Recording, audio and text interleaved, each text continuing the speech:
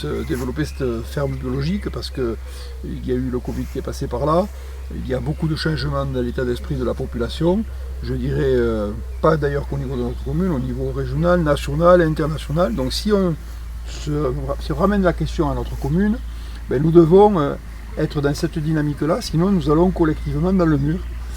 Donc on a parlé de cette zone verte qu'il fallait développer, de cet équilibre qu'on devait trouver entre les différentes zones de Senlis, de la végétalisation du centre-ville, de l'aménagement de nos ruisseaux, des pistes cyclables, mais aussi, bien sûr, de la ferme biologique avec une zone maraîchère qui permettrait à notre population, quelque part, de mieux s'alimenter avec des circuits de proximité et avec des tarifs, avec des prix qui soient abordables par tous, car il ne faut pénaliser personne. Qu'en penses-tu ? Oui, là je te rejoins complètement. Tu sais que ça fait quelque temps que déjà on avait évoqué ce sujet.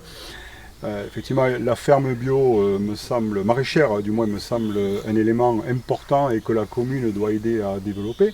Il se trouve que la commune a des terrains communaux, les propriétaires de foncier, notamment sur la route de Fontenille, juste avant la coopérative, 6 hectares de foncier agricole de bonne qualité, qui aujourd'hui ne sont quasiment pas exploités, si ce n'est par une fauche annuelle qui est une fauche d'entretien.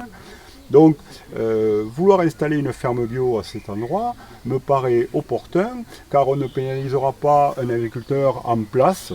Et deuxièmement, on a un sol d'une qualité agronomique qui correspond tout à fait à la mise en place d'une culture maraîchère.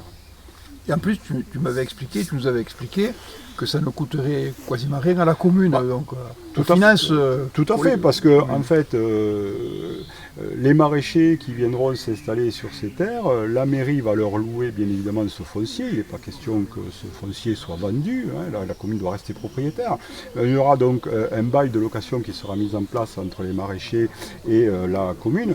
Mais il m'apparaît intéressant quand même d'apporter un minimum d'infrastructures pour pas laisser ces futurs maraîchers en difficulté, notamment d'investissement, puisque investir dans du maraîchage, trouver des débouchés commerciaux, ça ne se fait pas comme ça, donc ça demande un certain investissement financier.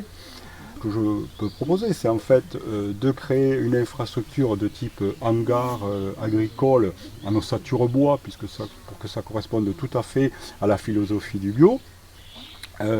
Mettre en toiture du photovoltaïque de façon à ce que l'énergie solaire puisse assurer une partie de la ressource énergétique nécessaire pour le fonctionnement de cette ferme. Et puis après, les maraîchers, eux, feront les investissements nécessaires à l'intérieur de cet hangar, chambre froide, lavage, triage, stockage du matériel. Donc c'est un investissement que l'on peut à peu près évaluer autour de 50 000 €. D'autant plus que le montant de la location qui sera versé par les maraîchers viendra bien évidemment payer cet investissement qui aura été fait par la commune. Moi je sais, je suis très content que tu me parles de ça, parce que je sais que tu sauras t'occuper de ce dossier de façon optimale, puisque c'est vraiment ta partie. Tu as travaillé à l'aménagement du territoire à la Chambre d'agriculture, et ça démontre encore une fois de plus, si besoin était, que dans notre liste, chaque personne, chaque membre de la liste est choisi pour son aptitude dans tel ou tel domaine. Et ça, c'est vraiment, sur cette liste, tu es un de ceux qui peuvent mener à bien ce projet au bénéfice de tous. Et ça, c'est formidable. Je te remercie.